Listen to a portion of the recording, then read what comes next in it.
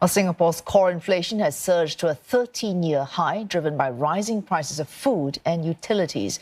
It was 3.6% in May on a year-on-year basis, including private transport and accommodation costs. Headline inflation accelerated to 5.6%. All sectors saw an increase in prices driven by higher energy prices. This directly affected those in the private transport sector and electricity plans offered by retailers in the open electricity market.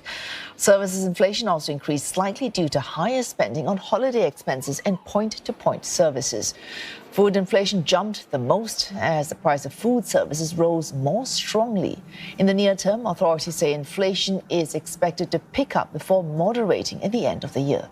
But that's as risks arising from geopolitical and pandemic-related shocks still remain. To counter these threats, a $1.5 billion support package was rolled out earlier this week.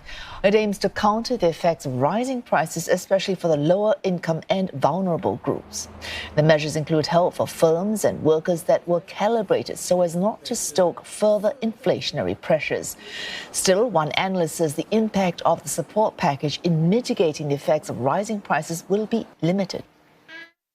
Singapore being a small and open economy, it's very dependent, on how global commodity prices trend from now to the end of the year.